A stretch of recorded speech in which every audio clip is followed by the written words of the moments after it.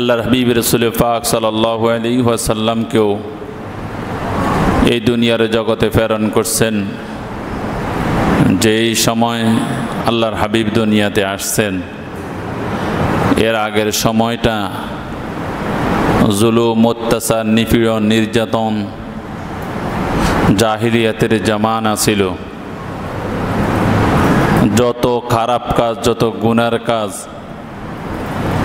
যত পাপের কাজ, সমস্ত কাজ করত আল্লাহ পাক রব্বুল আলামিন ওই সমস্ত ব্যক্তিদেরকে অন্ধকারাচ্ছন্ন থেকে ঘুরে আনার জন্য, আলোর পথে আনার জন্য আল্লাহ পাক রব্বুল আলামিন শেষ নবী রাসূল পাক সাল্লাল্লাহু আলাইহি ওয়াসাল্লামকে দুনিয়াতে প্রেরণ করছেন।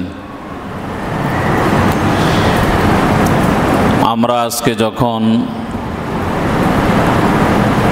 আমাদের পত্র পত্রিকার দিকে তাকাই, আমরা যখন সামাজিক যোগাযোগের দিকে যখন তাকাই, মিডিয়ার দিকে যখন তাকাই, তখন আমরা দেখি বিভিন্ন চ্যানেলগুলোতে যখন আমরা দেখি আমাদের এই জমানাতেও, এই সময়তেও জুলুম, অত্যাচার, নিপীড়ন, নির্যাতন এগুলো চলতে আছে।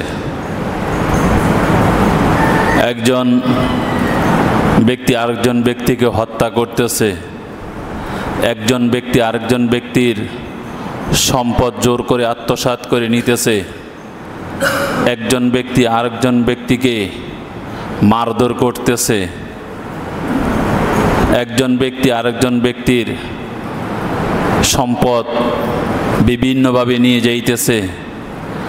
মানুষ দেখা যায় একজন ব্যক্তি নিরাপদ না, এমন এক অবস্থা দেখা যায় কোনো স্বামী তার স্ত্রীকে বিনা কারণে হত্যা করে ফেলছে, কোনো স্ত্রী দেখা যায় কোনো স্বামীকেও হত্যা করে ফেলছে, সন্তান মা বাবাকে হত্যা করে ফেলতেছে, মা বাবাও সন্তানকে হত্যা করে ফেলতেছে, চাচারাও দেখা যায় নিজের এতিম বাতিজাদের সম্পদগুলো আত্মসাৎ করে নিতেছে, ক্ষমতা দেখিয়ে মানুষের উপর জুলুম, নিপীড়ন, নির্যাতন চালাইতেছে।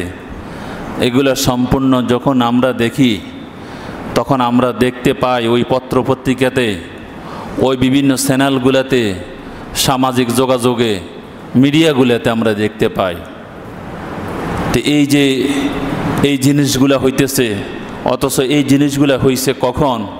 ওই যে জাহিলিয়াতের জামানায়, আইয়ামে জাহিলিয়াতের জামানায়, যে জমায় এগুলো সে যে ওই জাহিলিয়াতের সময়ে এই জুলুম, নিপীড়ন, নির্যাতন, অন্যায়ভাবে হত্যা, জোর করে সম্পদ আত্মসাৎ করে নেওয়া, মানুষকে হত্যা করা, এইগুলো সম্পূর্ণ ছিল ওই জাহিলিয়াতের জামানায়। এখন সেগুলো আমাদের মাঝে বিরাজমান। অথচ